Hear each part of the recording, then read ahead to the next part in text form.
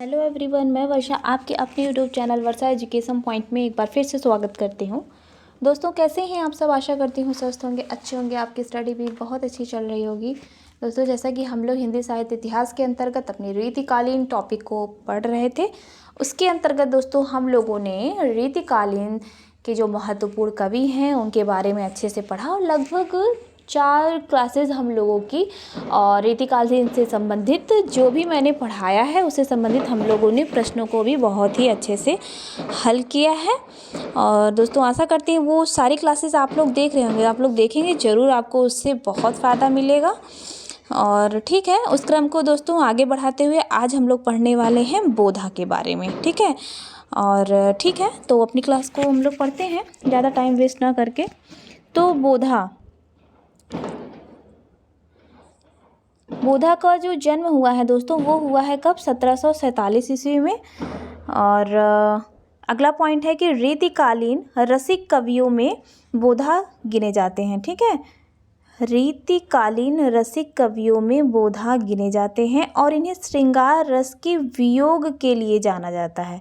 ठीक है, आप लोगों को ये याद रखना है। अब श्रृंगार आए या विप्रलंभ एक शब्द है, वह भी आता है।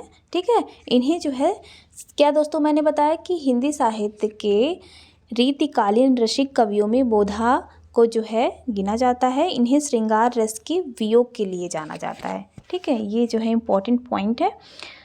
फिर अगला पॉइंट है कि अब इनका देखिए जन्म से संबंधित है कि इनका जन्म जो है दोस्तों कहाँ हुआ? उत्तर प्रदेश के राजापुर ग्राम के बांदा जिला। ठीक है, इनका जन्म कहाँ हुआ? उत्तर प्रदेश के राजापुर ग्राम। ठीक है, ये जो है बांदा जिला है, वहाँ पे जो है हुआ है इनका जन्म। इनका जो है दोस्तों बचपन का क्या नाम है? इनके बचपन का नाम है बुद्धि सेन। ठीक है, फिर अब ये आता है कि बुद्धि सेन नाम जो है, वैसे तो बोधा के नाम से जाने जाते हैं, लेकिन इनके बचपन का नाम बुद्धि सेन है। बुद्धि सेन नाम किसने दिया है? तो पन्ना नरेश। पन्ना ये मतलब ये दोस्तों ये एमपी में है, हाँ, मध्य प्रदेश में है, जहाँ ये हीरे की खानवान है। तो पन्ना नरेश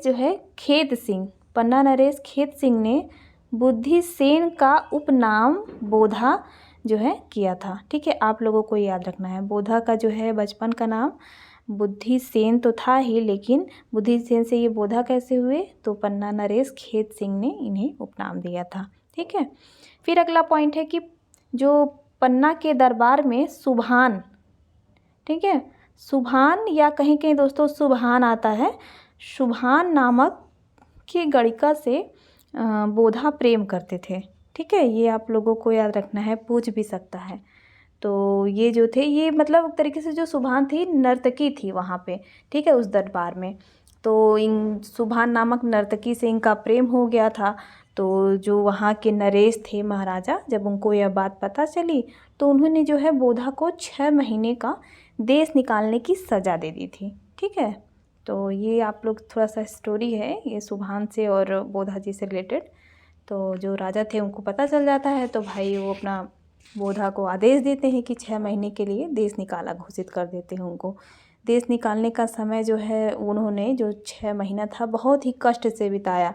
और उसी बीच इन्होंने जो अभी मैं आप लोगों को इनका ग्रंथ बताऊंगी, विरह वारिश ग्रंथ है, उसी के जो है वियोग में इन्होंने विरह वारिश नामक ग्रंथ लिखा। इसलिए देखिए, मैंने जो पहला पॉइंट आप लोग को बताया कि ये जो है श्रृंगार रस के वियोग के लिए जाने जाते हैं। ठीक है, तो बोधा की प्रसिद्ध रचना देखिए विरह वारिस और इश्कनामा है ना। तो विरह वारिस जो है इन्होंने जो 6 महीने निकले थे, देश निकालना इनको गया था, उसी के बीच इन्होंने यह ग्रंथ रचा था।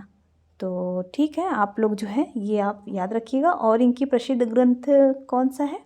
इश्कनामा। ठीक है, विरह वारिस और इश्कनामा किसका है? यह जो है दोस्तों बोधा की प्रसिद्ध दोस्तों दोनों ये रचनाएं हैं। विरह वारिस जो है श्रृंगार रस की रचना है। ठीक है, विरह वारिस श्रृंगार रस की रचना है, जबकि बोधा की दूसरी रचना इश्कनामा फुटकर कवित्त सवैयों का संग्रह है। ठीक है, आप लोग को याद रखना है कि विरह वारिस श्रृंगार रस की रचना है, जबकि बोधा की दूसरी रचना इश्कनामा फुटकर श्रृंगारी कवित्त सवैयों का संग्रह है। ठीक है, फिर दोस्तों ये बस बोधा से संबंधित ज़्यादा कुछ नहीं आता। अब सुभान नाम जैसे कि मैंने बता ही दिया कि किस लिए आप लोग थोड़ा सा एक फ्रेमिंग बना लीजिएगा। सुभान नामक स्त्री से प्रेम करते थे, ठीक है। और बुद्धिसेन इनका जो है बचपन का नाम था। उपनाम कैसे हुआ ये याद रखना है, इनका जन्म याद रखिएगा। और पहला ही जो पॉइंट ये मैंने बताया ये बहुत इंपॉर्टेंट है। हाँ, रसिक कवियों में गिने जाते हैं, श्रृंगार रस के वियोग के लिए जाने जाते हैं। और इनकी जो है दोनों ही रचनाएं बहुत इंपॉर्टेंट है। बस और बोधा से और कुछ दोस्तों कुछ खास नहीं पूछता। हाँ, इनकी पंक्तियाँ पूछती जो कि अभी लास्ट में मैं आप लोग को बताऊंगी। और दोस्तों कुछ ये महत्वपूर्ण पॉइंट है रीतिकाल से संबंधित, तो कुछ पॉइंटें मुझे समझ में आया तो मैंने आप लोगों से हम कहे कि साझा कर लेते हैं। बाकी ऐसे थोड़े थोड़े पॉइंट अब जो जितने भी 3-4 क्लासेज और रह गए हैं रीतिकाल के उसमें मैं आप लोग को बताऊंगी। बाकी तो जो हम लोग प्रश्न कर रहे हैं उस तो आप लोग का तैयार हो ही रहा होगा अच्छे से। दोस्तों पहला पॉइंट क्या मैंने यहाँ पे लिखा है कि हिंदी का पहला रीति ग्रंथ है हिम तरंगिणी, ठीक है। हिंदी का पहला रीति ग्रंथ जिसके रचनाकार हैं कृपाराम। और ये हिम तरंगिणी कब प्रकाशित, इसका समय 1541 ईस्वी, ठीक है। आप लोग को याद रखना है कि हिंदी का पहला रीति ग्रंथ। फिर है कि ये तो हो गया, रीतिकाल का प्रथम आचार्य कवि केशवदास, ठीक है। ये सब फैक्ट है दोस्तों जो कि हम लोगों को बहुत अच्छे से पढ़ना है।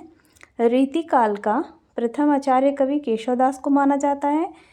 फिर अगला पॉइंट कि रीतिकाल का अंतिम कवि किसे माना जाता है, अंतिम कवि पद्माकर को स्वीकार किया जाता है, ठीक है। ये तो हो गए प्रथम और अंतिम कवि। फिर है अगला फैक्ट कि रीतिकाल का अंतिम आचार्य कवि, ठीक है। ये देखिए अंतिम कवि तो पद्माकर हैं, अब अंतिम आचार्य कवि आ जाएगा तो आपने बताना है कि भिखारी दास, ठीक। फिर अगला है तथ्य कि रीतिकालीन परंपरा के आधुनिक कवि कौन हैं, तो दोस्तों जगन्नाथ दास रत्नाकर जी हैं, ठीक है। रीतिकालीन परंपरा के आधुनिक कवि कौन है, जगन्नाथ दास रत्नाकर।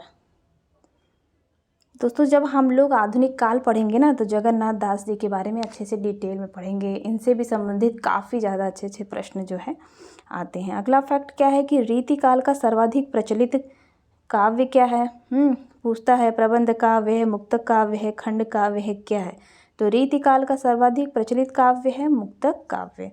फिर दूसरा फैक्ट क्या है कि रीतिकाल में सर्वाधिक प्रचलित छंद कवित्त और शवैया, ठीक है। दोस्तों उम्मीद करेंगे कि आप लोगों की ये जो है जो मैं ये आज की क्लास दे रही हूँ आप लोग को काफ़ी अच्छी लगेगी, क्योंकि दोस्तों ये जो फैक्ट है ना बड़ा कन्फ्यूजन क्रिएट करता है। तो ऐसे ही जितने भी अभी क्लासेस आने वाली हैं रीतिकाल से संबंधित मैं आप लोगों को कम से कम 10-12 फैक्ट आप लोगों को डेली कराऊंगी, ठीक है। ये देखिए ये हो गया ख़त्म। अब हम लोग पढ़ने वाले हैं बोधा से संबंधित महत्वपूर्ण पंक्ति, ठीक है। अब बोधा आया, बुद्धिसेन आया, जैसे मैंने बताया था कि इनके बचपन का नाम है तो हैं तो वही, ठीक है। पहला क्या है, अति क्षीण मृणाल के तारहूँ ते नहीं ऊपर पाँव दे आवनो है, यह प्रेम को पंथ कराल महातरवारी की धार पे धावनो है।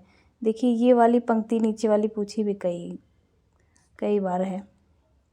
फिर अगला है कि एक सुभान के आनन पे कुर्बान जहाँ लगी रूप जहाँ को, जान मिले तो जहान मिले, नहीं जान मिले तो जहान कहाँ। देखिए ये भी पूछा गया है नीचे वाली लाइन, ठीक है।